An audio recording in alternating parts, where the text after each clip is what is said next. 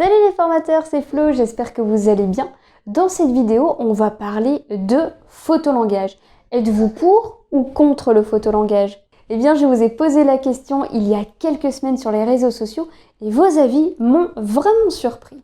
En effet, c'est une activité que je n'utilisais pas du tout, mais vraiment pas du tout, je ne l'appréciais mais absolument pas. Et pratiquement tous vos avis ont été hyper positifs sur la question. Je vous ai demandé pour ou contre et les trois quarts m'ont dit pour à 100%, pour à 300%, je l'utilise au début, au milieu, à la fin de mes formations, je l'utilise tout le temps. Et je me suis dit mais c'est vraiment étonnant qu'on l'utilise autant et surtout qu'est-ce qu'on va utiliser comme type d'image? Et bien là, vous vous rassemblez aussi un petit peu autour du jeu Dixit. Alors je dois avouer que ce jeu se prête très bien au photolangage puisqu'il y a une panoplie de cartes qu'on va pouvoir utiliser. Néanmoins, avant de donner tous vos avis, je me suis dit tiens, il y a quand même quelques avis qui m'ont surpris. Il y a des personnes qui ne connaissent pas le photolangage et donc qui ne l'utilisent pas. Et donc avant de vous dire est-ce que c'est bien, est-ce que c'est pas bien et comment l'utiliser, partons de la base, mais qu'est-ce que c'est et à quoi ça sert? Eh bien au départ, il a été créé pour faire parler plus facilement des adolescents. Ils parlent peu, on le sait, ils ont beaucoup de pensées, mais ils parlent très peu à des adultes. Et donc là, un professeur a utilisé le photolangage pour les faire parler, pour les faire s'exprimer d'une autre manière. Donc vous allez me dire, oui d'accord sur des ados, mais des adultes. Eh bien ça marche très bien sur des adultes. Et en effet, les apprenants apprécient. Aujourd'hui, le photolangage a vraiment sa place au sein de nos formations et il est destiné à tout public. Donc on n'est plus fixé uniquement sur des adolescents, mais ça s'ouvre aussi aux adultes. Et pour ceux qui l'ont déjà utilisé, vous voyez la puissance de cet outil. Au lieu de donner des mots, eh bien je vais montrer une image et puis je vais argumenter pourquoi elle me correspond. Que ce soit en présentiel ou en distanciel, on peut utiliser le photolangage de façon tout à fait multiple. Il y a plein de variétés différentes. Si au départ, on était plutôt axé sur du développement personnel, de la créativité et du travail de groupe, maintenant, l'utilisation en est vraiment multiple. Et l'objectif est le même, faire parler, pouvoir s'exprimer d'une autre manière. En fonction de la question qui est posée par l'animateur, chaque apprenant va choisir une image qui lui correspond. Et puis il va expliquer pourquoi il l'a choisi, tout simplement. Vous connaissez le dicton, une image vaut mieux que 1000 mots. Eh bien ici, ça prend tout à fait son sens. Ici, on va se servir de l'imaginaire. On va choisir une image et elle va venir conscientiser nos pensées. C'est pas clair? Et si on faisait un petit exercice, plutôt que de vous exprimer ce qu'est le photolangage avec des mots, eh bien si je vous montrais pour moi ce qu'est le photolangage en image. Le photolangage en image.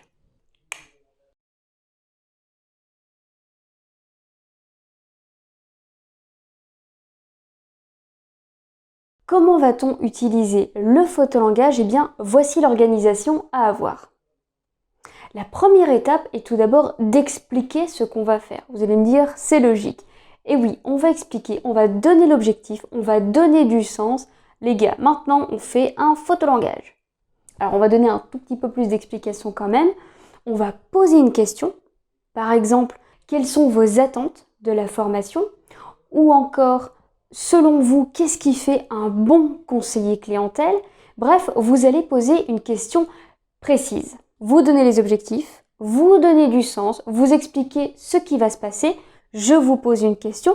Ensuite, vous allez choisir une image qui correspond à votre réponse sans rien me dire. Vous allez choisir une réponse. Je vais vous laisser quelques minutes. Chacun va choisir l'image qui lui correspond et ensuite, on va échanger tous ensemble. Les règles sont posées et bien maintenant, on peut y aller. Vous avez donné l'objectif, vous avez donné le programme, on sait à quoi s'en tenir et bien maintenant, on pose la question. Selon vous, qu'est-ce qui fait que? Et puis, les apprenants vont choisir une image. Alors que ce soit en présentiel, là ça va nécessiter évidemment d'imprimer des images, d'avoir des cartons, quelque chose qui vont leur permettre de choisir une image. Et si c'est à distance, et bien là évidemment vous allez gagner un petit peu de temps. Tout d'abord parce que vous n'avez pas besoin d'imprimer quoi que ce soit, ni de trouver un imprimeur si vous voulez de très jolies cartes. Il vous suffira d'aller chercher des images. Alors de préférence libre de droit. et vous allez créer vos propres planches. Alors, soit on crée ses propres planches si vous êtes créatif, si vous aimez l'originalité, bref, si vous vous sentez capable de créer vos propres planches, eh bien, allez-y. En revanche, si vous vous dites « je ne sais pas trop, qu'est-ce que je peux choisir ?» eh bien, vous pouvez sélectionner une planche qui existe déjà. Et là, évidemment, on est nombreux à choisir le jeu Dixit. Et voici par exemple une des planches que vous pourriez utiliser.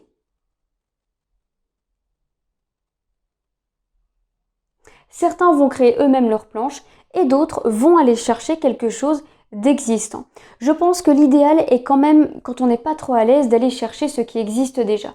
Ainsi, vous gagnez en temps, vous gagnez en énergie et vous êtes sûr que ça peut fonctionner.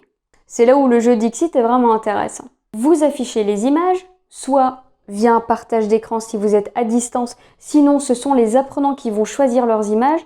Alors là, vu le Covid, là je ne sais pas trop comment vous pourriez faire, parce que à moins qu'ils vous les montrent, et c'est vous seul qui allez lever l'image, mais je trouve que c'est un peu compliqué. Dans ce cas-là, même en présentiel, je pense qu'il vaut mieux afficher avec votre vidéoprojecteur une planche d'image et chacun vous dit je choisis le numéro 4 par exemple. Donc vous affichez vos images, vous les numérotez et chacun va choisir le numéro qui lui correspond.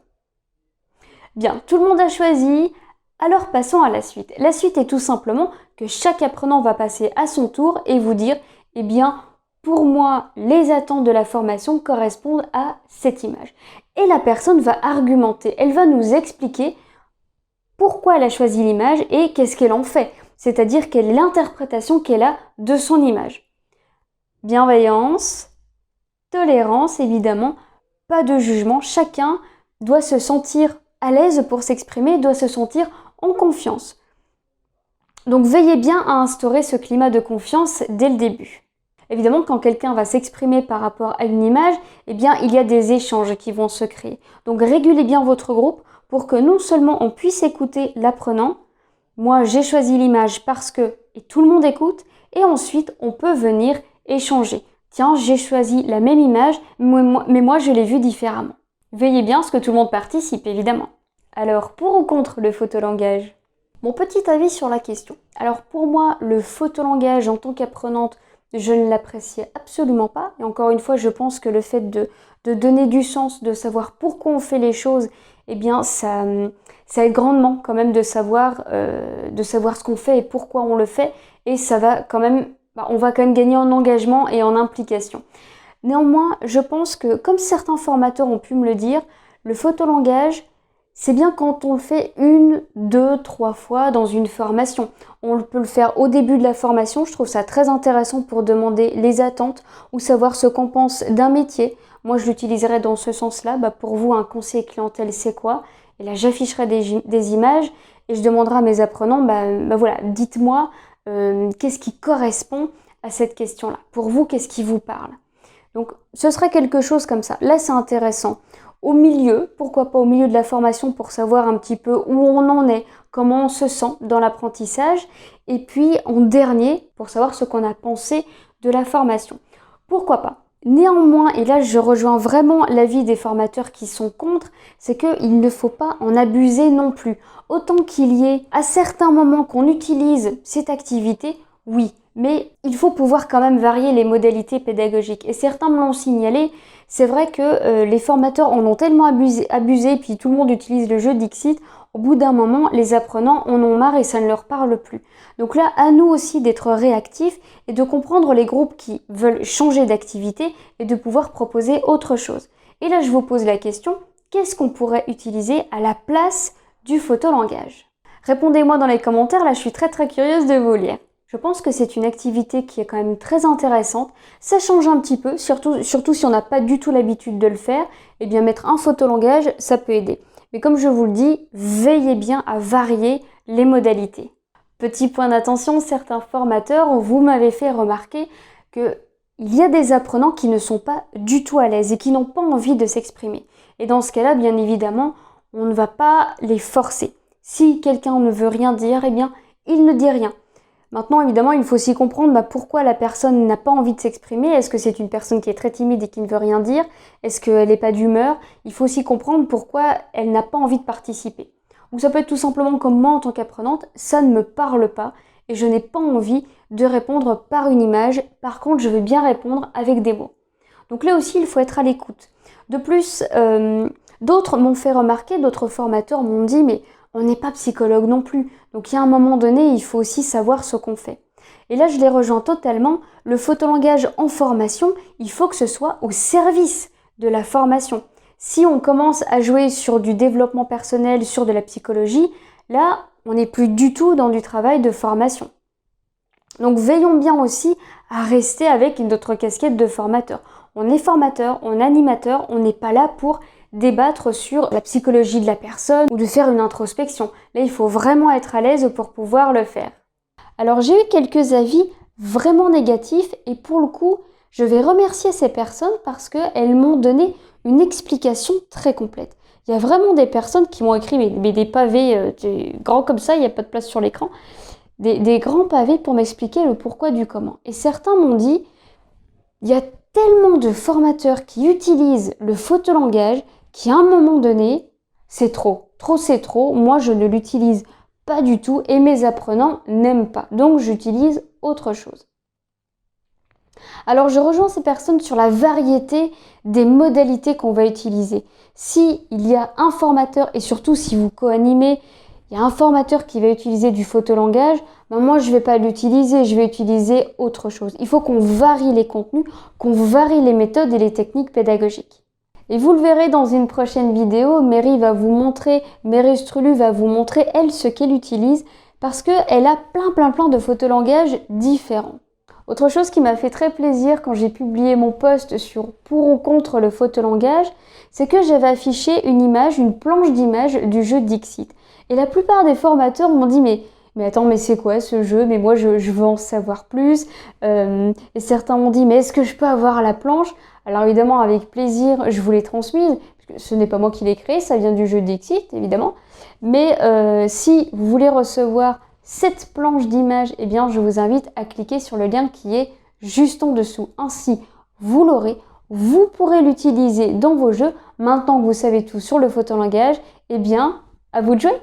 Merci de m'avoir suivi jusqu'au bout. Merci pour vos likes, pour vos commentaires. Et cette semaine, je tiens à remercier Karine, Violaine, SFC Group et Rodriola. Merci pour vos commentaires et merci à vous tous d'avoir participé à ce pour ou contre le photolangage. Merci pour vos commentaires, d'avoir vraiment pris le temps de m'écrire. Et bien entendu, je vous retrouve la semaine prochaine pour une nouvelle vidéo.